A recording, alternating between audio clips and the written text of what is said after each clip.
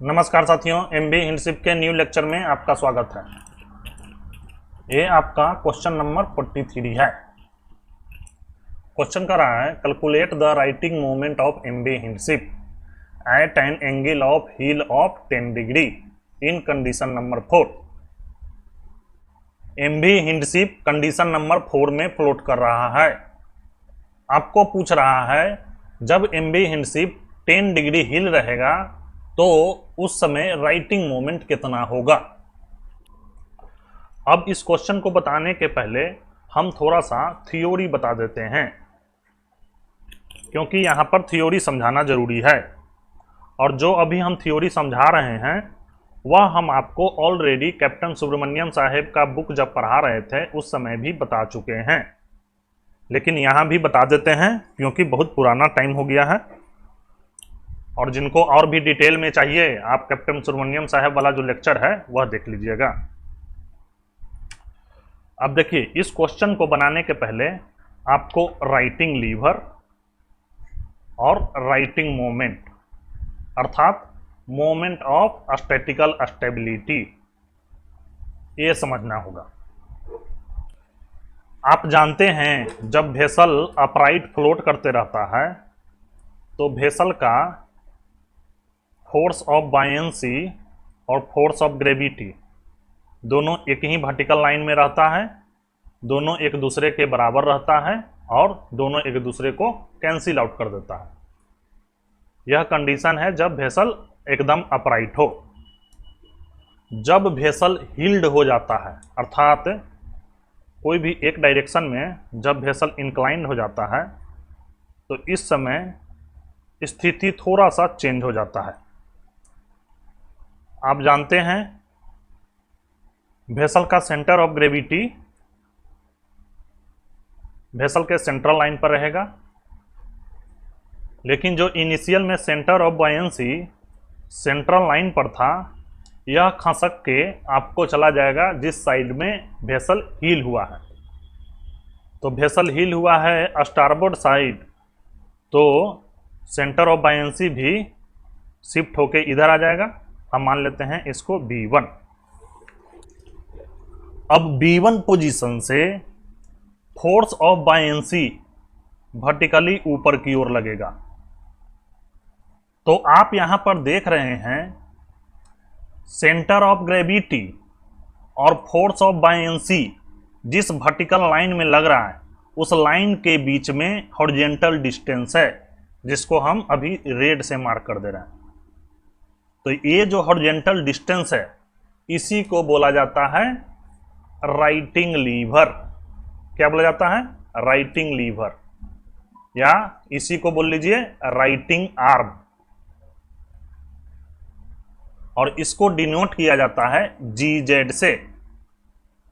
G से आप ये जो फोर्स ऑफ बायंसी वाला वर्टिकल लाइन है इस पर आप परपेंडिकुलर गिरा दीजिए तो ये आपको हॉरिजॉन्टल लाइन मिल जाएगा, और यही हॉरिजॉन्टल लाइन आपका राइटिंग लीवर होगा। तो यहां पर हम यह भी लिख सकते हैं it is denoted by GZ। अब इसको राइटिंग लीवर क्यों बोलते हैं अभी आपको पता चल जाएगा, क्योंकि यह लीवर ही जब वेसल हिल्ड होता है तो इसको अपराइट करने का कोशिश करता है। तो यहां पर आप राइटिंग लीवर समझ गए। और हम आपको यह भी बताए हैं जो न्यू सेंटर ऑफ बायंसी से फोर्स ऑफ बायंसी वर्टिकली ऊपर की ओर लगेगा और यह वर्टिकल लाइन वेसल के सेंट्रल लाइन को जहां पर इंटरसेक्ट करता है इसको बोला जाता है ट्रांसवर्स मेटा सेंटर, और इसको M से डिनोट किया जाता है। अब आप देख लीजिए वेसल जैसे जैसे फर्दर हील होगा वैसे वैसे ये जो ट्रांसवर्स मेटा सेंटर का पॉइंट है यह भी चेंज होता जाएगा। अभी मान लीजिए यहां पर कट किया, यदि सेंटर ऑफ बायंसी यहां पर शिफ्ट हो जाएगा तो ये ट्रांसवर्स मेटा सेंटर यहां पर हो जाएगा। तो इस परिस्थिति में GZ का वैल्यू भी चेंज हो जाएगा। ये तो समझ रहे होंगे। तो यहां पर हमको समझाने का मतलब यह है GZ जो है नॉर्मली इंक्रीज होता है जैसे जैसे एंगल ऑफ हील इंक्रीज होता है। जैसे जैसे हील बढ़ेगा जीजेड का वैल्यू भी बढ़ेगा, लेकिन एक समय ऐसा आएगा कि बढ़ते बढ़ते बढ़ते बढ़ते यह मैक्सिमम हो जाएगा, और उसके बाद यदि वेसल फर्दर और ज्यादा हील होगा तो जीजेड का वैल्यू घटना स्टार्ट हो जाएगा। अर्थात जीजेड का लिमिट है, शुरू में हील बढ़ने के साथ जीजेड भी बढ़ेगा, और एक समय ऐसा आएगा कि जीजेड का वैल्यू मैक्सिमम हो जाएगा। उसके बाद यदि हील और बढ़ जाता है तो जीजेड अब नहीं बढ़ेगा, बढ़ने के बजाय जीजेड घटना स्टार्ट कर देगा। तो यहां तक तो समझने में आपको कोई दिक्कत नहीं हो रहा होगा।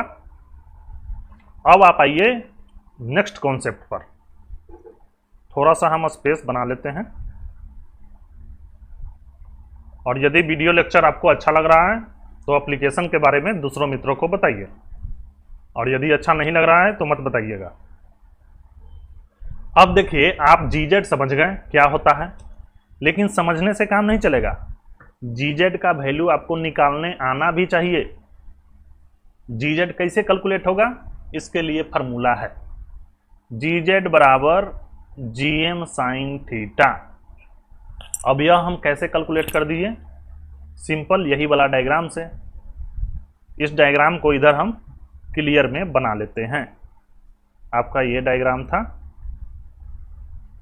ये आपका बी था, ये आपका जी था, ये आपका B1 था, यहाँ से ऐसे B1 ये ऊपर गया, ये आपका जी था, सॉरी M था, M था, और ये आपका Z था। हम आपको लिस्ट बताने के समय बताए थे ये एंगल आपका थीटा अर्थात लिस्ट होता है। अब इस वाला एंगल में साइन वाला ट्रिग्नोमेट्रिकल फंक्शन लगा दीजिए। तो साइन थीटा बराबर क्या होता है, साइन थीटा बराबर लंब बटा कर्व अर्थात परपेंडिकुलर डिवाइडेड बाय हाइपोटेनस। ये तो सब लोग जानते हैं। जब ये एंगल थीटा है तो सामने वाला साइड परपेंडिकुलर अर्थात जी जेड इजकल टू हाइपोटेनस कौन सा है, जीएम। चूंकि यह तो आपका एक दूसरे पर परपेंडिकुलर रहेगा तो ये आपका हाइपोटेनस हो गया जीएम। तो यहां से आपको मिल गया sine theta is equal to G Z by GM. तो यहां से जी जेड बराबर क्या मिल जाएगा, जी जेड बराबर जीएम साइन थीटा। तो यही चीज ना हम ऊपर लिखे हैं, जी जेड बराबर जीएम साइन थीटा। तो यहां से आपको पता चल गया जी जेड कैसे निकलेगा, G Z is equal to GM sine theta के फार्मूला से निकलेगा। लेकिन यह फार्मूला स्मॉल एंगल ऑफ हील के लिए है। यदि एंगल ऑफ हील 15 डिग्री तक है तो आप इस फार्मूला को यूज कर सकते हैं, अदरवाइज यह फार्मूला आपका काम नहीं करेगा। अब काम क्यों नहीं करेगा यह भी बता देते हैं। अभी हम आपको बताएं, जैसे जैसे एंगल ऑफ हील चेंज होगा तो सेंटर ऑफ बायंसी का पोजीशन भी चेंज होगा, और सेंटर ऑफ बायंसी का पोजीशन चेंज होगा तो ट्रांसवर्स मेटा सेंटर का पोजीशन भी चेंज होगा, और ट्रांसवर्स मेटा सेंटर का पोजीशन चेंज होगा तो वेसल का जीएम भी चेंज होगा। क्यों, क्योंकि केएम चेंज हो जाएगा। 5 डिग्री पर केएम का वैल्यू कुछ होगा, 7 डिग्री पर कुछ होगा, 10 डिग्री पर कुछ होगा, 15 डिग्री पर कुछ होगा, केजी कांस्टेंट रहेगा। लेकिन केएम चेंज करने के कारण जीएम का वैल्यू चेंज हो जाएगा। तो नॉर्मली माना जाता है स्मॉल एंगल ऑफ हील अर्थात 15 डिग्री तक यदि वेसल हील होता है तो मान लिया जाता है जीएम का वैल्यू कांस्टेंट।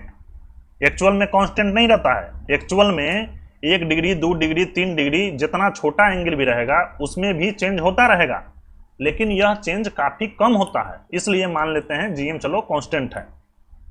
लेकिन 15 डिग्री से यदि ज्यादा फर्दर वेसल हील होता है तो जीएम का वैल्यू काफी ज्यादा अचानक चेंज होने स्टार्ट हो जाता है। क्यों, क्योंकि केएम का वैल्यू भी काफी तेजी से चेंज होने लगता है। तो उस परिस्थिति में जीएम को कांस्टेंट नहीं मानते हैं, और यह चीज हम आपको जब कैप्टन सुब्रमण्यम साहब का बुक पढ़ा रहे थे उस समय भी हम आपको समझाए थे। तो जिनको भी थोड़ा बहुत दिक्कत हो रहा होगा, हमारा लेक्चर जो कैप्टन सुब्रमण्यम साहब वाला है वह भी आप देख लीजिएगा। तो यहां से आपको पता चल गया स्मॉल एंगल ऑफ हील अर्थात अप टू 15 डिग्री। यदि वेसल 15 डिग्री तक हील है तो उस परिस्थिति में केएम को कांस्टेंट कंसीडर किया जाता है कैलकुलेशन पर्पस से। तो जब केएम को कांस्टेंट कंसीडर किया जाएगा अप टू 15 डिग्री, तो जीएम को भी कांस्टेंट कंसीडर किया जाएगा। और जब जीएम को कांस्टेंट कंसीडर किया जाएगा तो GZ equal to GM sine theta भी अप टू 15 डिग्री तक वैलिड रहेगा। उसके बाद यह फॉर्मूला आपका काम नहीं आएगा। उसके बाद आपको वॉल साइडेड फॉर्मूला की जरूरत पड़ेगा, उसी से आपका जीजेड का वैल्यू निकलेगा। तो यहां पर एक कॉन्सेप्ट आपका और क्या आ गया, एक कॉन्सेप्ट आपका आ गया वॉल साइडेड फॉर्मूला, अर्थात जब हील जो है आपका ग्रेटर देन 15 डिग्री हो। यदि 15 डिग्री या 15 डिग्री से कम है तो आपका ये, और उससे ज्यादा है तो वॉल साइडेड फॉर्मूला। इसका फॉर्मूला क्या होता है, जीजेड इक्वल टू साइन थीटा को बाहर और जीएम को अंदर। ये साइन थीटा आप बाहर कर दीजिए और जीएम को अंदर कर दीजिए, और उसके बाद plus 1/2 BM tan square theta कर दीजिए। और यह चीज भी हम आपको कैप्टन सुब्रमण्यम साहब के बुक में समझाए हैं। तो लार्ज एंगल ऑफ हील अर्थात ग्रेटर देन 15 डिग्री, उसके लिए यदि आपको राइटिंग लीवर अर्थात राइटिंग आर्म निकालना हो तो जीजेड का ये फॉर्मूला लगेगा, और स्मॉल एंगल ऑफ हील अर्थात अप टू 15 डिग्री तक जीजेड का वैल्यू निकालना है तो ये फॉर्मूला लगेगा। और यह सारा फॉर्मूला हम काफी डिटेल में कैप्टन सुब्रमण्यम साहब वाला में समझा चुके हैं, तो आप जाके वहां पर भी देख सकते हैं। लेकिन आप लोग को यहां पर एक खुशखबरी भी है। खुशखबरी क्या है भाई, जब आप एमवी हिंडशिप का क्वेश्चन सॉल्व कीजिएगा तो वहां पर ये दोनों फार्मूला से कैलकुलेट करने की जरूरत नहीं है। क्यों? क्योंकि एमवी हिंडशिप में यदि आपको क्वेश्चन में कंडीशन देगा तो कंडीशन में जीजेड का वैल्यू डायरेक्ट दिया रहेगा। तो एक सिचुएशन तो यह हो गया, तो यहां पर आपको कैलकुलेट करने की जरूरत नहीं हुआ। दूसरा, यदि कंडीशन में क्वेश्चन नहीं है तो आपको जीजेड निकालने का दूसरा फॉर्मूला है। क्या? GZ equal to kn minus kg sine theta, where kg equal to corrected for FSC। तो इस कॉन्सेप्ट को भी आप समझ लीजिए, क्योंकि अभी आप एमवी हिंडशिप का ही सॉल्यूशन कीजिएगा। और ये सारा चीज हम इसलिए बता दिए, जब एक दूसरे को कोरिलेट कीजिएगा तो जो भी डाउट रहता है वह भी क्लियर हो जाता है। इसीलिए हम सारा चीज आपको एक साथ बताने की कोशिश करते हैं। कॉन्सेप्ट आपका सेम टू सेम है, सिर्फ अंतर यही है कि एमवी हिंडशिप वाला प्रॉब्लम में आपके पास ट्रिम एंड स्टेबिलिटी का बुकलेट है, तो वहां पर डाटा जो है कुछ अलग अलग दिया रहता है। तो चलिए अब आ जाते हैं एमवी हिंडशिप वाला कंडीशन पर। एमवी हिंडशिप में दो सिचुएशन मिलेगा। एक क्वेश्चन रहेगा एज पर कंडीशन, तो यदि डायरेक्ट कंडीशन दे दिया है और उसके लिए आपको जीजेड निकालना है तो आप कंडीशन से डायरेक्ट वैल्यू ले सकते हैं। कंडीशन में आपको जीजेड का वैल्यू दे देगा। और यदि कंडीशन में क्वेश्चन नहीं है तो उस परिस्थिति में आपको यदि जीजेड कैलकुलेट करना है तो आपको जीजेड बराबर kn minus kg sine theta वाला फॉर्मूला से जीजेड निकालना है। तो अब आप इस फॉर्मूला को समझ लीजिए। अब देखिए एमवी हिंडशिप में आपको कैलकुलेशन इस फॉर्मूला से करना है, और यह फॉर्मूला सारे एंगल ऑफ हील के लिए वैलिड है, चाहे एंगल ऑफ हील 1 डिग्री हो, चाहे एंगल ऑफ हील 50 डिग्री हो, 60 डिग्री हो, 20 डिग्री हो। यहाँ सुब्रमण्यम साहब वाला क्वेश्चन के तहत दो फार्मूला नहीं है। अब इस दोनों में अंतर क्या है वो हम पहले समझा दे रहे हैं, इससे आपका कॉन्सेप्ट लगभग क्लियर हो जाएगा। अभी हम आपको बताए थे जैसे जैसे एंगल ऑफ हील चेंज होता है वैसे वैसे Km का वैल्यू भी चेंज होता है, और Km का वैल्यू चेंज होता है तो Gm का वैल्यू भी चेंज होता है, और Gm का वैल्यू चेंज होता है तो राइटिंग लीवर भी चेंज हो जाएगा। आपके पास ट्रिम एंड स्टेबिलिटी बुकलेट दिया रहता है। ट्रिम एंड स्टेबिलिटी बुकलेट में जो हाइड्रोस्टेटिक टेबल दिया हुआ है वह टेबल दिया हुआ है जब वेसल अर्थात एमवी हिंडशिप अपराइट कंडीशन में हो। तो यहां से आप समझ गए होंगे कोई भी जहाज हो उसका जो ट्रिम एंड स्टेबिलिटी बुकलेट का हाइड्रोस्टेटिक टेबल हमको दिया रहता है कैलकुलेट करके, वह अपराइट कंडीशन के लिए है, और हम राइटिंग लीवर और राइटिंग मोमेंट निकालते हैं जब वेसल हील्ड हो जाता है।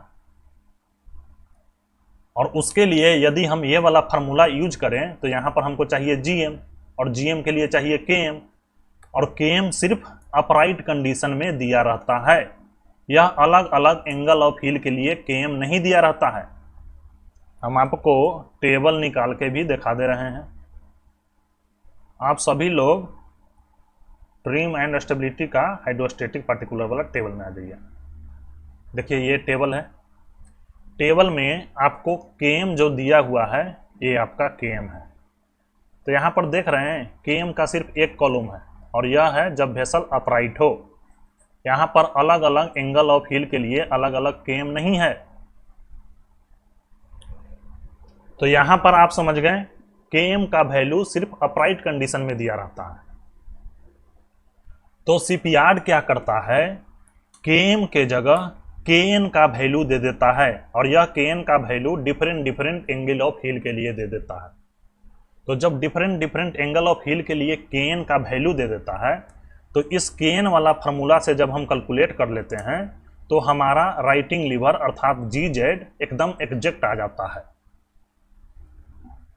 और यदि ये दोनों फार्मूला से हम GZ निकालेंगे तो हमको GZ मिलेगा, लेकिन GZ 100% एकदम एक्यूरेट नहीं होगा, क्योंकि इस फार्मूला में Gm है, और हम Gm अलग अलग एंगल ऑफ हील के लिए निकालना थोड़ा सा कठिन काम है, क्योंकि Km का वैल्यू अलग अलग एंगल ऑफ हील पर देता नहीं है। तो शिपयार्ड क्या करता है, Km के जगह Kn का वैल्यू अलग अलग एंगल ऑफ हील पर दे देता है। हम आपको ट्रिम एंड स्टेबिलिटी बुकलेट में दिखा भी देते हैं, और उसके बाद हम यह फार्मूला समझा देंगे, और यह Kn क्या है, Kg क्या है, यह सारा चीज आपको समझा देते हैं। आप जब नीचे आइएगा तो एक राइटिंग आर्म अर्थात राइटिंग लीवर का एक टेबल मिलेगा।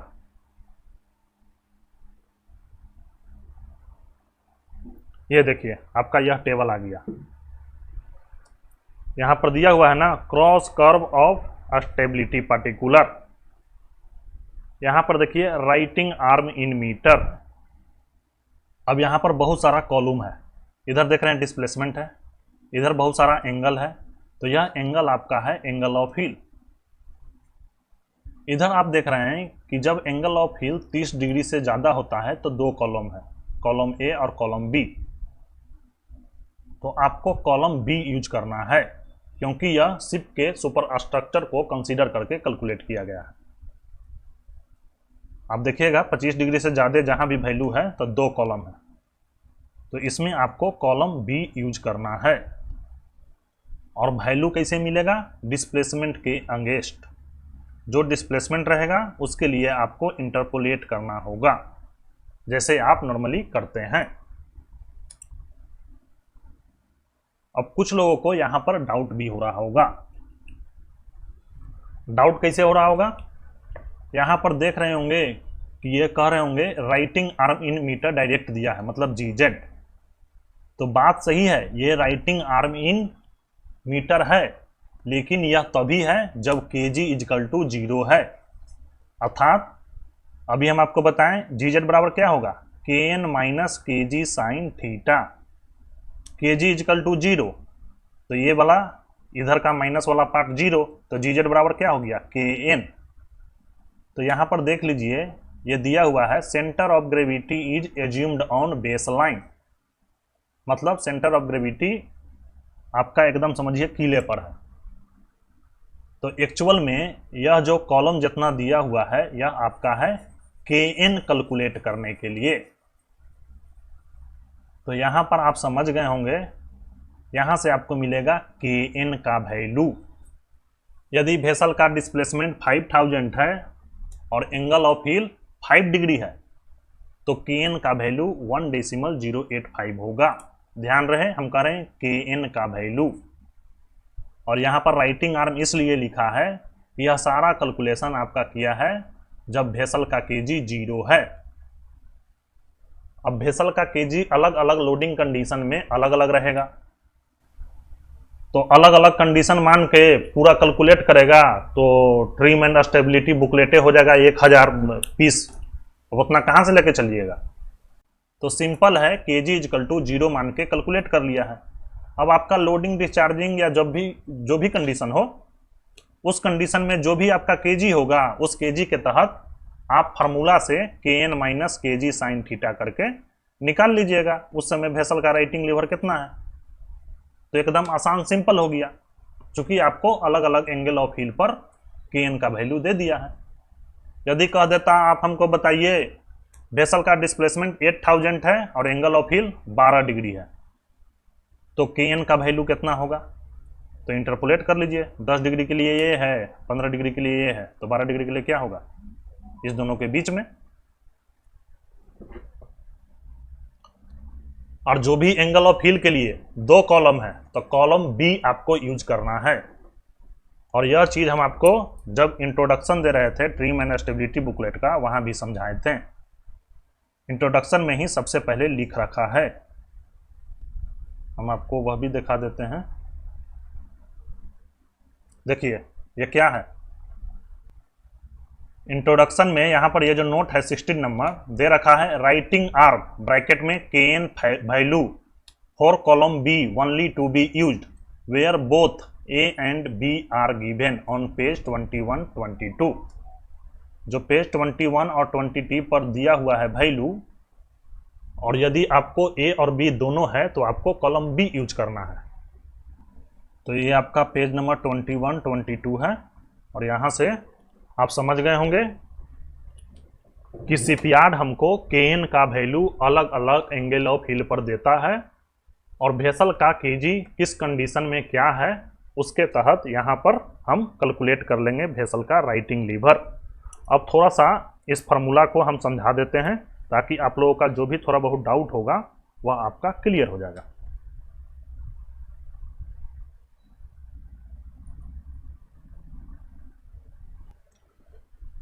तो अब तक यहां पर आप समझ गए हैं, जब आप एमवी हिंडशिप का क्वेश्चन सॉल्व कर रहे हैं तो राइटिंग लीवर अर्थात जीजेड का वैल्यू निकालना है Kn minus KG sine theta करके। और यदि वेसल कोई कंडीशन में होगा तो कंडीशन से डायरेक्ट आपको राइटिंग लीवर अर्थात जीजेड का वैल्यू मिल जाएगा। अब देखिए यह फार्मूला कैसे कैसे बना है और कैसे कैसे ड्राइव हुआ है। जैसे हम बनाए थे डायग्राम उसी प्रकार डायग्राम बनाएंगे। वेसल थोड़ा सा हिल है, वेसल को हिल कर लीजिए आप।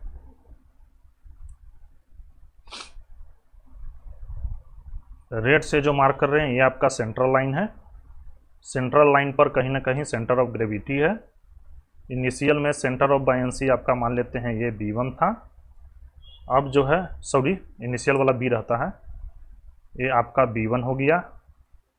आफ्टर हीलिंग B1 से जो वर्टिकल लाइन ऊपर की ओर जाएगा ये, और जहां पर ये मीट करेगा ये आपका ट्रांसवर्स मेटा सेंटर होगा।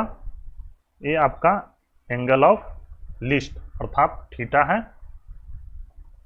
और G से जो हॉरिजेंटल डिस्टेंस रहता है फोर्स ऑफ बायंसी वाला वर्टिकल लाइन के बीच, वह आपका GZ अर्थात राइटिंग आर्म या राइटिंग लीवर रहता है। इतना तक तो आप समझ गए।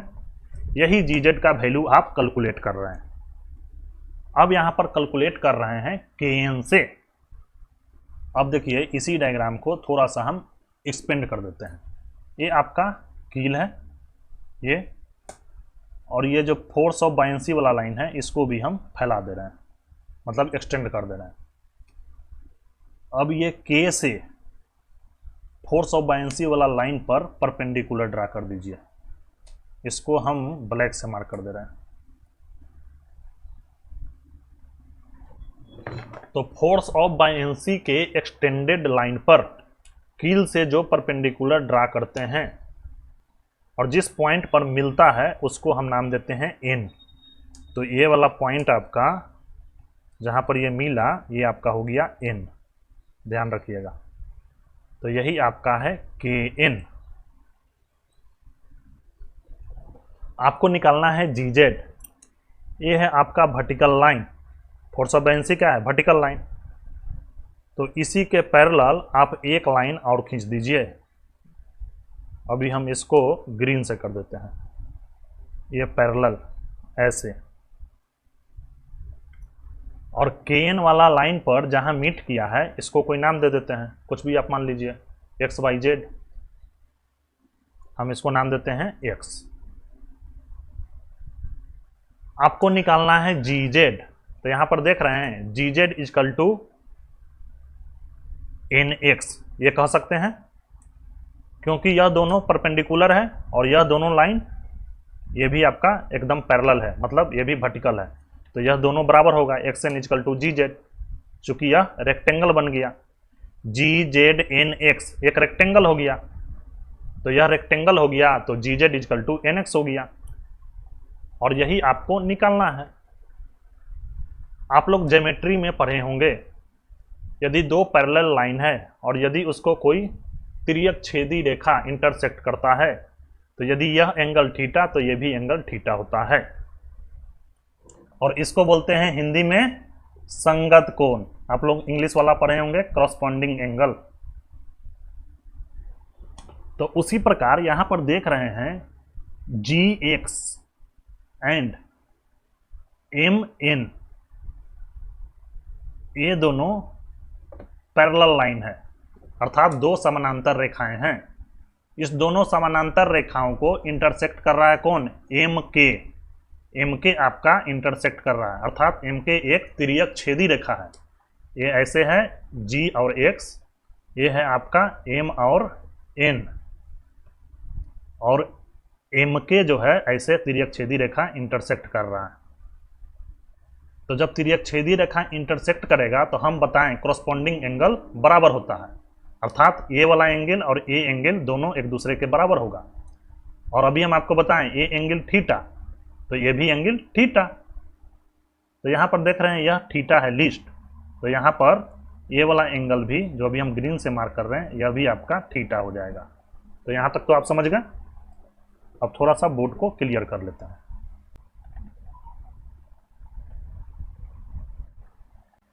तो यहाँ तक तो समझने में आपको दिक्कत नहीं हो रहा होगा। आपको निकालना है जी जेड का वैल्यू। जी जेड बराबर एन एक्स। अब देखिए एन एक्स को क्या लिख सकते हैं? एन एक्स को हम लिख सकते हैं के एन माइनस के एक्स। तो एन एक्स बराबर हो जाएगा के एन माइनस के एक्स। जैसे आप 8, 9, 10 में ज्योमेट्री पढ़े हैं उसी प्रकार यह फार्मूला डिराइव हुआ है। तो यहां पर हो गया के एन माइनस के एक्स।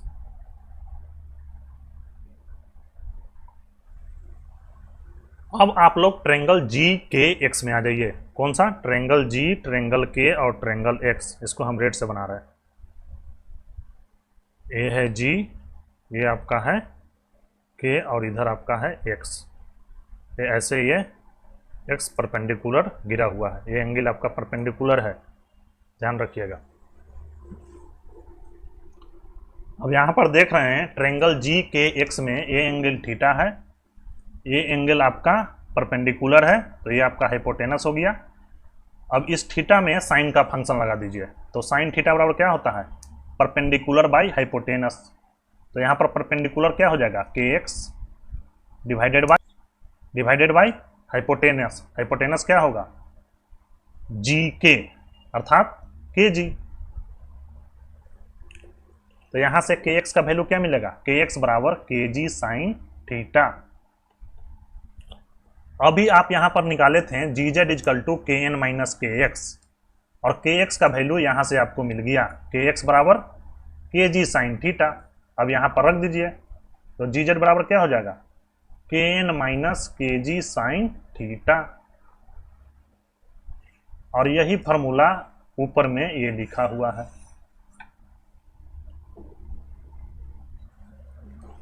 तो यहां से आप समझ गए होंगे यह जी जेड का फॉर्मूला कैसे डिराइव हुआ है। और यह फॉर्मूला डिराइव करने का सिर्फ एक ही मकसद था नेवल आर्किटेक्चर का, कि के एम का वैल्यू हम अलग अलग एंगल ऑफ हिल पर नहीं देते हैं, हम वहां पर के एन का वैल्यू दे देते हैं। और के एन का वैल्यू देना आसान इसलिए था कि वेसल का केजी वह 0 कर लेता था, क्योंकि उसके बाद वेसल यदि कुछ भी लोडिंग हो और केजी किधर भी शिफ्ट हो गए उससे कोई मतलब नहीं है, आपका जीजेड आसानी से कैलकुलेट हो जाएगा। तो जीजेड निकालने में जो भी दिक्कत हो रहा था इधर वाला फार्मूला में, वह सारा दिक्कत ये वाला फार्मूला से सॉल्व हो जाता है और जीजेड एकदम एक्यूरेट मिलता है। और यहां पर एक चीज और ध्यान रखना है, यह जो केजी है ये आपको लेना है करेक्टेड केजी। करेक्टेड केजी मतलब केजी प्लस एफएससी। और जब हम आपको ट्रिम एंड स्टेबिलिटी बुकलेट का इंट्रोडक्शन करवा रहे थे उस समय भी बताए थे एफएससी हमेशा जीएम में अप्लाई किया जाता है, एक्सेप्ट जब आप जीजेड निकाल रहे हो उस समय एफएससी आप केजी में अप्लाई कीजिएगा। तो जब जीएम में अप्लाई करते हैं तो एफएससी माइनस कर देते हैं। तो जो आप जीएम निकालते हैं तो उस समय आप एफएससी को जीएम सॉलिड में घटाते हैं, लेकिन यहां पर नहीं। आप क्या करते हैं, केएम माइनस केजी, तो जीएम सॉलिड मिल जाता है और फिर इसमें माइनस कर देते हैं एफएससी, तो आपको जीएम फ्लूइड मिल जाता है। तो इस फार्मूला को ऐसे भी तो लिख सकते हैं, केएम माइनस माइनस कॉमन ले रहे हैं, केजी प्लस एफएससी, यही ना आपका जीएम सॉलिड है, सॉरी जीएम फ्लूइड है। तो ये जो केजी प्लस एफएससी हो रहा है इसी को बोल रहा है करेक्टेड केजी। कॉन्सेप्ट वही है, यहां पर एफएससी को इनिशियली केजी में ही ऐड कर दे रहा है। अब आप इनिशियली केजी में भी ऐड करके केएम में घटाइएगा तो जीएम फ्लूइड उतना ही आएगा जैसे आप KM minus KG minus FSC कीजिएगा, और उसको हम मैथमेटिकली अभी हम प्रूव करके बताए हैं। तो यहां पर ध्यान रखना है केजी का जो वैल्यू रखिएगा वह होगा केजी प्लस एफएससी, मतलब करेक्टेड केजी। और केएन का वैल्यू कैसे मिलेगा, ट्रिम एंड स्टेबिलिटी बुकलेट में आपको जाइएगा, और अभी हम आपको बताएं पेज नंबर 21-22 पर दिया हुआ है। पेज नंबर 21-22 पर जाइए, एंगल ऑफ हिल के लिए केएन का वैल्यू निकाल लीजिए और यहां पर आपको आंसर मिल जाएगा। अब कुछ लोगों के दिमाग में एक सवाल और आ रहा होगा, उसको भी हम क्लियर कर देते हैं। अब देखिए केएन का वैल्यू मिनिमम 5 डिग्री है, 5 डिग्री से नीचे के लिए नहीं है। 5 डिग्री से ऊपर जाइए तो आपको है, 5 डिग्री से नीचे के लिए नहीं है। तो यह भी तो हो सकता है वेसल जो है 3 डिग्री हील हो, तो उस समय कैसे निकालिएगा। तो अभी हम आपको बताएं ना, यदि एंगल ऑफ हिल काफी कम है तो आप GZ equal to GM sine theta से निकाल सकते हैं। इसमें कोई भी बहुत ज़्यादा सिग्निफिकेंट एरर नहीं आता है, वैल्यू लगभग सही रहता है। तो स्मॉल एंगल ऑफ हिल के लिए आप जीएम साइन थीटा यूज कर सकते हैं, कोई दिक्कत नहीं है। लेकिन जहां पर से आपको केएन का वैल्यू प्रत्येक डिग्री ऑफ हिल के लिए मिल जाएगा तो वहां से आप KN minus KG sine theta वाला फार्मूला यूज कीजिएगा तो मच बेटर है। और 15 डिग्री के बाद तो आपको जीएम साइन थीटा यूज करना ही नहीं है, यह आपको कैप्टन सुब्रमण्यम साहब के बुक में भी दे रखा है।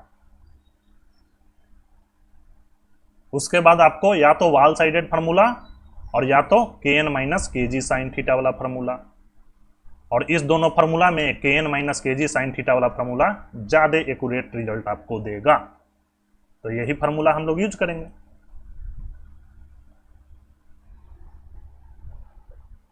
तो अब आप सब चीज समझ गए कैसे कैसे क्या हो रहा है। अब हम आपको समरी की तरह एक चीज बता दे रहे हैं। जी जेड का आपको 3 फार्मूला हो गया, G Z is equal to G M sine theta,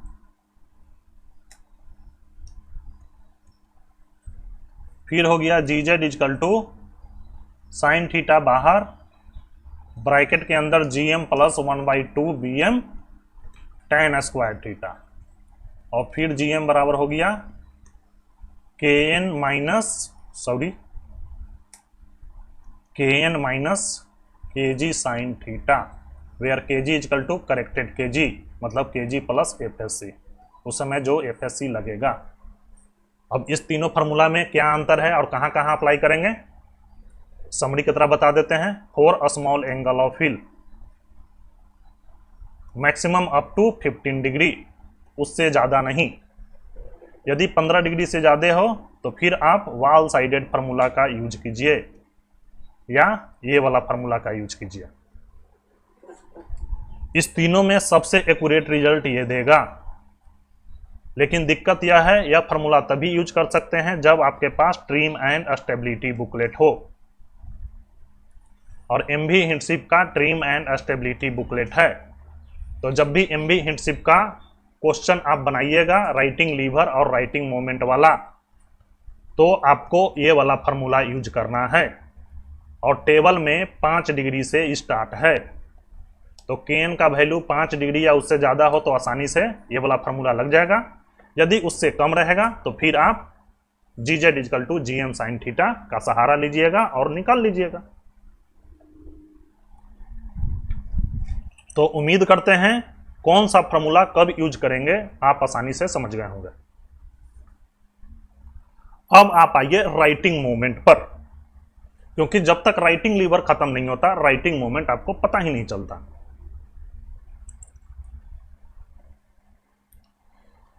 इधर आप सीख रहे हैं राइटिंग मोमेंट, अर्थात मोमेंट ऑफ स्टैटिकल स्टेबिलिटी। अब देखिए इसके नाम में ही छिपा हुआ है राइटिंग मोमेंट, अर्थात जब वेसल हील होता है ना, तब वेसल के पास अपना टेंडेंसी होता है कि यह अपने आप अपराइट हो जाए, और जब यह अपने आप अपराइट हो रहा है तो इसके पास अपना कोई मोमेंट लग रहा होगा, अर्थात टॉर्क लग रहा होगा, जो इसको घुमा के सीधा कर दे रहा होगा। यदि इधर झुकेगा तो इधर की ओर मोमेंट लगेगा, और यदि इधर माहे वेसल झुकेगा तो इधर माहे मोमेंट लगेगा, तभी ना वेसल अपराइट कंडीशन में आएगा। तो वेसल के पास ये अपना टेंडेंसी होता है, अर्थात एक अपना गुण है, और यह गुण किस में रहता है, स्टेबल वेसल में। ये भी ध्यान रखिएगा, ये नहीं कि डूब रहा है वेसल कैप्साइज हो रहा है तो उसमें कहाँ से आएगा, उसमें कैप्साइजिंग मोमेंट हो जाता है। और यह सारा चीज़ हम सुब्रमण्यम साहे के बुक में डिटेल में समझाए हैं, ट्रांसवर्स स्टैटिकल स्टेबिलिटी वाला जितना भी लेक्चर है आप लोग देख लीजिएगा। अब देखिए क्या होता है, मान लेते हैं यह वेसल हील है, हील हुआ तो ये आपका इनिशियल बी, ये आपका इनिशियल जी, B1 इधर हो गया, ये ऊपर गया तो एम हो गया, और ये आपका राइटिंग लीवर हो गया। अब देख रहे हैं B1 पॉइंट से फोर्स ऑफ बायंसी ऊपर की ओर, ये आपका फोर्स ऑफ बायंसी है, और G पॉइंट अर्थात सेंटर ऑफ ग्रेविटी से फोर्स ऑफ ग्रेविटी नीचे की ओर लगेगा। तो यहां पर देख रहे हैं एक कपल फॉर्म हो गया, ये आपका जी जेड है, ये जी और ये जेड। फोर्स ऑफ बायंसी कह रहा है कि भैया तुम इधर चलो, और सेंटर ऑफ ग्रेविटी कह रहा है कि भैया तुम इधर में घूमो। मतलब दोनों मिलके जहाज को इस प्रकार घुमाना चाह रहा है, अर्थात एंटी क्लॉकवाइज, और वेसल झुका हुआ है क्लॉकवाइज डायरेक्शन में। तो जब यह एंटी क्लॉकवाइज झुकाएगा तो वेसल को क्या करेगा, अपराइट कर देगा। इसीलिए ये जो मोमेंट है इसको बोला जाता है राइटिंग मोमेंट, क्योंकि वेसल को अपराइट कर रहा है। और यह मोमेंट कैसे हुआ आप जानते हैं, टॉर्क बराबर क्या रहता है, टॉर्क बराबर होता है फोर्स इंटू डिस्टेंस। अब देखिए यहां पर फोर्स लग रहा है और दोनों के बीच में डिस्टेंस है कितना, जी जेड। अब फोर्स कितना लग रहा है, फोर्स ऑफ बायंसी ले लीजिए या फोर्स ऑफ ग्रेविटी ले लीजिए। और आप जानते हैं वेसल जब फ्लोट कर रहा है तो फोर्स ऑफ बायंसी बराबर होता है फोर्स ऑफ ग्रेविटी के, अर्थात बायंसी फोर्स बराबर होता है वेसल के डिस्प्लेसमेंट के, तभी जो है वेसल फ्लोट करेगा। तो अभी हम समझा रहे थे टॉर्क बराबर क्या होता है, फोर्स इनटू परपेंडिकुलर डिस्टेंस। तो परपेंडिकुलर डिस्टेंस आपका है जीजेड, अब फोर्स है आपका डिस्प्लेसमेंट। जो वेसल का डिस्प्लेसमेंट होगा वही फोर्स ऑफ बायंसी के बराबर होगा। तो यहां से हो गया डब्ल्यू और यहां से डिस्टेंस हो गया जीजेड। और यह जो मोमेंट लग रहा है अर्थात टॉर्क जो लग रहा है वेसल को ऑपरेट कर रहा है, तो इसको बोल देते हैं राइटिंग मोमेंट। तो यहां से राइटिंग मोमेंट बराबर क्या हो गया, राइटिंग मोमेंट बराबर W into G Z. Simple torque वाला अर्थात फिजिक्स वाला कॉन्सेप्ट है। और यदि वेसल उल्टा डायरेक्शन में यदि रहेगा तो वो भी समझा देते हैं, क्योंकि उसमें भी कुछ लोग पगला जाएंगे।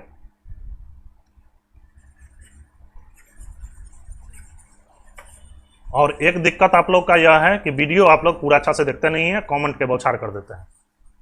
हम वहीं से गुस्सा में बहुत बार आप लोग को रिप्लाई भी नहीं करते हैं। अब मान लेते हैं वेसल इस डायरेक्शन में हील है, तो ये हो गया सेंटर ऑफ ग्रेविटी, ये हो गया बायंसी, ये हो गया इधर बायंसी, सॉरी ये आपका ऐसे जाएगा, ये हो गया जहाँ कट करेगा ट्रांसवर्स मेटा सेंटर, ये आपका हो गया राइटिंग लीवर जी जेड। अब फोर्स ऑफ बायंसी यहाँ से इधर की ओर लगेगा और सेंटर ऑफ ग्रेविटी से इधर फोर्स ऑफ ग्रेविटी नीचे की ओर लगेगा। तो यहाँ पर भी कपल बना दिया, देख रहे हैं ये आपका है जी जेड, ये इधर घुमाएगा और ये इधर घुमाएगा, मतलब वेसल को इस डायरेक्शन में घुमाने का कोशिश करेगा। वेसल इस डायरेक्शन में हिल्ड है, तो जब ऐसे घुमाएगा तो वेसल को क्या करेगा, अपराइट कर देगा। तो फिर यहाँ पर कपल फॉर्म हुआ, और यह जब कपल के कारण जो मोमेंट लग रहा है इसको बोलते हैं राइटिंग मोमेंट। और कपल को कैसे कैलकुलेट करते हैं, फोर्स इनटू डिस्टेंस। फोर्स यहाँ पर क्या लग रहा है, वेसल के डिस्प्लेसमेंट के बराबर, इनटू डिस्टेंस, डिस्टेंस क्या है जी जेड, तो W into G Z is equal to righting moment. तो अब आपको यहाँ पर पता चल गया, यदि राइटिंग मोमेंट हमको वेसल का कैलकुलेट करना है कोई भी एंगल ऑफ हिल पर, तो वेसल के डिस्प्लेसमेंट में मल्टीप्लाई कर देंगे वेसल के राइटिंग लीवर से अर्थात राइटिंग आर्म से। और राइटिंग आर्म कैसे निकलता है अभी हम आपको लंबा चौड़ा लेक्चर दे दिए। कितना एंगल ऑफ हिल के लिए कौन सा कैलकुलेट करेंगे, जब एम बी हिंडशिप रहेगा तो कौन सा फार्मूला लगाएंगे, जब एम बी हिंडशिप नहीं रहेगा तो कौन दोनों फार्मूला लगाएंगे, यह दोनों फार्मूला लगाने का क्या कंडीशन है, यह सारा चीज हम आपको बता दिए। तो अब हम सीधे चलते हैं क्वेश्चन पर। हम आपको एक दो क्वेश्चन बता देंगे बुक का और आपका सारा डाउट क्लियर हो जाएगा। अब देखिए यह क्वेश्चन है एमबी हिंडशिप का, क्वेश्चन नंबर होगा आपका 42 या 43, एक बार देख ले रहा है 43। यह क्वेश्चन है आपका 43। क्वेश्चन कह रहा है कैलकुलेट द राइटिंग मोमेंट, मतलब righting moment is equal to W into G Z. Righting moment of MB Hindship at an angle of heel of 10 degree in condition number 4। Vessel condition number 4 में है। अब यहां से आपको क्वेश्चन और हल्का हो गया, क्योंकि कंडीशन में सारा डाटा दिया रहता है, बस आपको उठाना है और आंसर करना है। आप जानते हैं राइटिंग मोमेंट बराबर W into G Z. Vessel का डिस्प्लेसमेंट कहां से मिलेगा, कंडीशन में है तो कंडीशन नंबर 4 से। जी जेड कहां से मिलेगा, वेसल कंडीशन में है तो कंडीशन नंबर 4 से। तो अब आप आ जाइए कंडीशन में, सभी लोग ट्रिम एंड सभी लोग ट्रिम एंड स्टेबिलिटी बुकलेट का कंडीशन 4 पर आ जाइए। ये देखिए आपका कंडीशन नंबर 4 आ गया। कंडीशन नंबर 4 के आप सेकेंड पेज पर आ जाइए। सबसे पहले आप डिस्प्लेसमेंट ले लीजिए। डिस्प्लेसमेंट कितना है 19617, तो यहाँ से डिस्प्लेसमेंट मिल गया। Displacement is equal to 19617। अब चाहिए आपको जी जेड मतलब राइटिंग आर्म। अब कंडीशन नंबर 4 के सेकेंड पेज पर आ जाइए। सेकेंड पेज पर यहां पर देखिए बहुत सारा वैल्यू दे रखा है।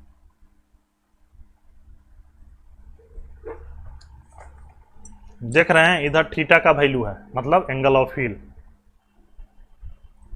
और यहां पर के एन के जी सब चीज करके फाइनल जी जेड आपको दे रखा है, जी जेड इजकल टू के एन माइनस के जी साइन थीटा।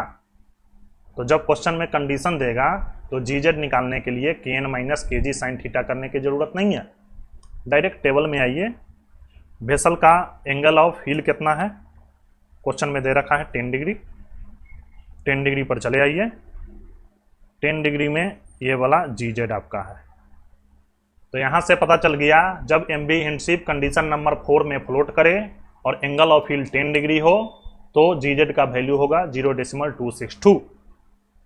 और यदि क्वेश्चन कर देता कोई इंटरमीडिएट एंगल ऑफ हील के लिए, मान लेते कर देता 14 डिग्री के लिए, तो आप इंटरपोलेट कर लेते हैं, 10 डिग्री के लिए इतना, 15 डिग्री के लिए इतना, तो 14 डिग्री के लिए कितना होगा, डिफरेंस निकाल के इधर के डिफरेंस से डिवाइड करिएगा, जो वैल्यू के लिए चाहिए वो आप निकाल लीजिएगा। तो यहाँ से मालूम चल गया 10 डिग्री के लिए है 0.262, तो इधर लिखेंगे G Z for 10 degree heel in condition number 4, कितना गया 0.262 मीटर। जी जेड क्या है, डिस्टेंस है, और डिस्टेंस का यूनिट मीटर। अब सारा चीज मालूम चल गया, फॉर्मूला में रख दीजिए, क्या हो जाएगा, righting moment is equal to W into G Z, W बराबर 19617 इंटू जी जेड 0.262। कैलसी निकालिए और फटाफट कैलकुलेट कीजिए। जब आप सिंप्लीफाई कीजिएगा तो आएगा 5139.654, तो ये हो गया 5139.65, और यूनिट टन मीटर, कोई भी मोमेंट हो यूनिट टन मीटर। तो यहाँ से राइटिंग मोमेंट आ गया 513.65 टन मीटर, और यही आंसर हो गया, यही क्वेश्चन पूछ रहा था। अब आपके लिए दूसरा क्वेश्चन भी लगा चुके हैं, और यह क्वेश्चन आपका है एमबी हिंडशिप का ही क्वेश्चन नंबर, बता देते हैं आपको, चूंकि क्वेश्चन जो है काफ़ी कम है और ज़्यादा क्वेश्चन की ज़रूरत भी नहीं है, आप आसानी से बना लीजिएगा चूंकि इसमें कुछ है नहीं। क्वेश्चन नंबर 60 पर आइए। क्वेश्चन नंबर 60 भी आपको राइटिंग मोमेंट ही निकालना है यूजिंग केन वैल्यू। तो कॉन्सेप्ट अभी हम समझाए हैं, तो वह भी क्वेश्चन लगे हाथ आप समझ लीजिए। देखिए क्वेश्चन कह रहा है find the moment of statical stability of MB Hindship at an angle of heel 7 degree when displacing 16133 ton, kg is equal to 7.57 metre, FSC is equal to 0.085 metre. यह आपका एमबी हिंडशिप का क्वेश्चन नंबर 60 है। आपको निकालना है मोमेंट ऑफ स्टैटिकल स्टेबिलिटी, मतलब righting moment. Writing moment मतलब W into G Z, यही आपका क्वेश्चन है। वेसल का डिस्प्लेसमेंट दे रखा है, गिवन क्या है, W is equal to 16133 ton. Vessel का हील कितना है 7 डिग्री, kg कितना है 7.57 मीटर, FSC कितना है 0.085 मीटर, ये आपको दे रखा है। अब यहाँ पर कंडीशन नहीं है, तो भैया कंडीशन नहीं है तो राइटिंग लीवर अब आपको निकालना पड़ेगा। और हम आपको बताए हैं एमबी हिंडशिप है तो राइटिंग लीवर कैसे मिलेगा, जी जेड इजकल टू के एन माइनस के जी साइन थीटा से, वेयर के जी इजकल टू करेक्टेड के जी, मतलब के जी प्लस FSC। और के एन कैसे मिलेगा, जो पेज नंबर 21-22 पर टेबल है उससे।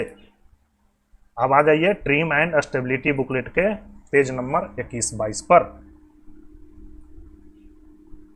अब यहां पर इंटरपोलेशन आपको धराधर कर लेना है। ये जो कचरा हम समझाने के लिए पारित हैं उसको हम क्लियर कर दे रहे हैं। अब देखिए केन निकालना है, और कब, जब वेसल 7 डिग्री हील हो। 7 डिग्री आएगा 5 डिग्री और 10 डिग्री के बीच में। डिस्प्लेसमेंट कितना है 16133। अब आप डिस्प्लेसमेंट खोजिए 16133, तो 16133 इस दोनों के बीच में आएगा। अब हमको इंटरपोलेशन 2 बार करना होगा।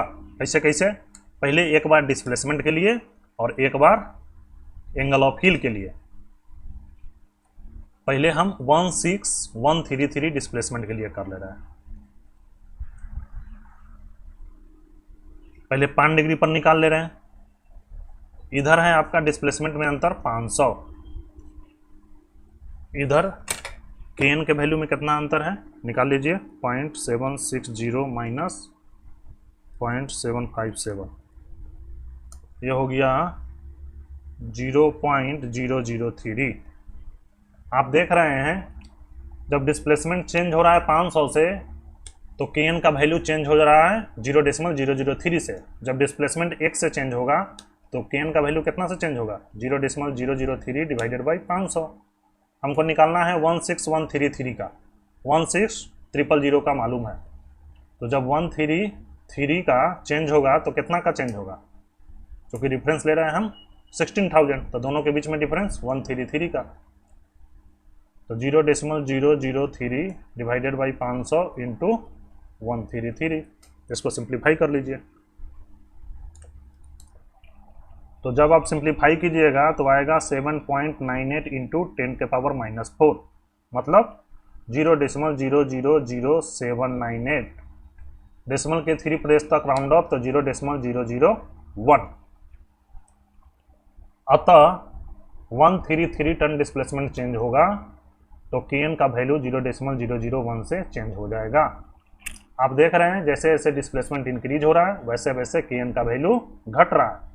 तो 16133 के लिए kn का value 5 degree of angle of heel के लिए होगा आपका 0.760 माइनस 0.001, मतलब 0.759। तो यहाँ से पता चल गया यदि डिस्प्लेसमेंट 16133 है तो 5 डिग्री पर आपका होगा 0.759। हम नीचे लिख रहे हैं ताकि फिर साफ सुथरा दिखेगा और आपको समझाने में हमको दिक्कत नहीं होगा। अब आपको 5 डिग्री पर वैल्यू मालूम चल गया 1633 के लिए। अब आप इसी प्रकार 10 डिग्री पर भी वैल्यू निकाल लीजिए। 10 डिग्री पर कैसे मिलेगा, 10 डिग्री का वैल्यू ये है।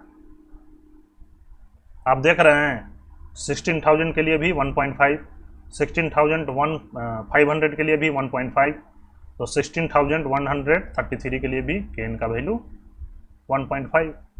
तो यहाँ पर आपको पता चल गया 16133 के लिए 10 डिग्री एंगल ऑफ हिल पर kn का वैल्यू रहेगा 1.5।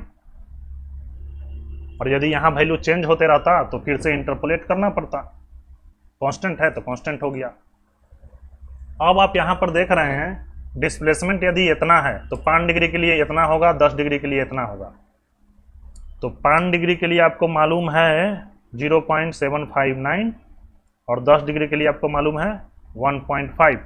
दोनों में अंतर, इधर है 5 डिग्री का तो इधर अंतर कितना है, घटा लीजिए, 1.5 माइनस 0.759, ये आपका आएगा 0.741।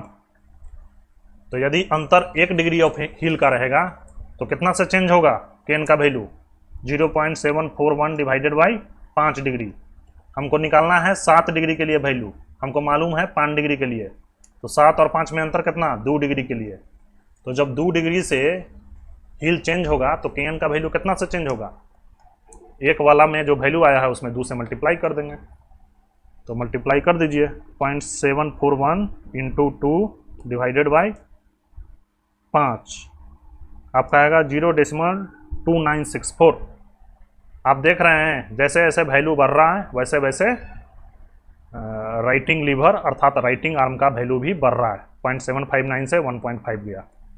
तो हम क्या करेंगे, 5 डिग्री वाला जो वैल्यू है 0.759 इसमें हम जोड़ देंगे 0.2964।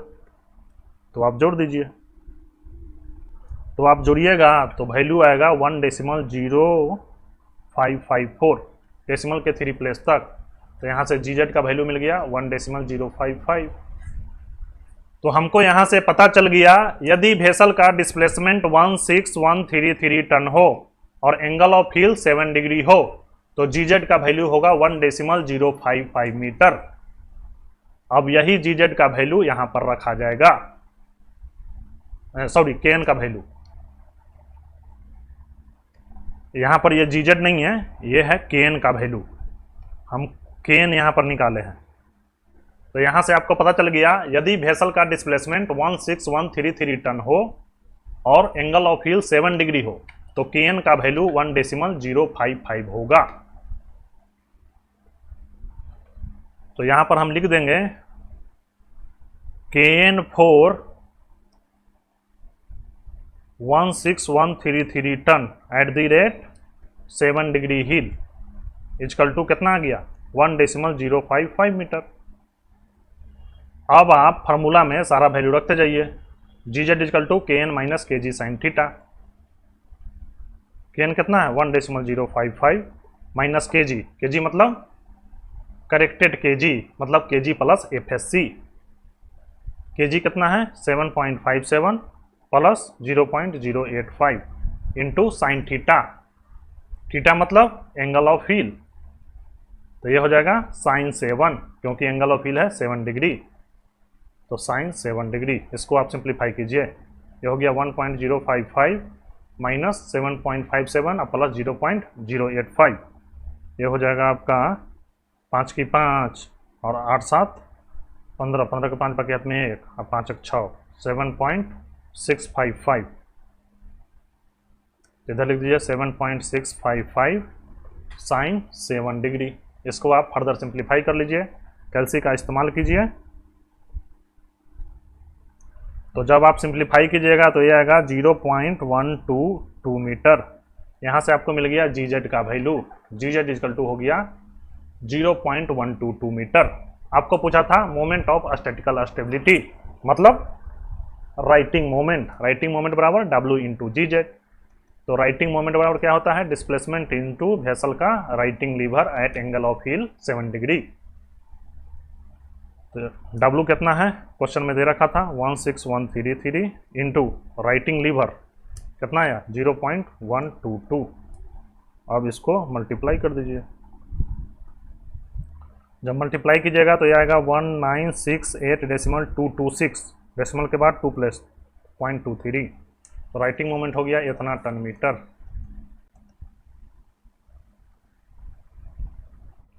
तो यही आपका आंसर हो गया।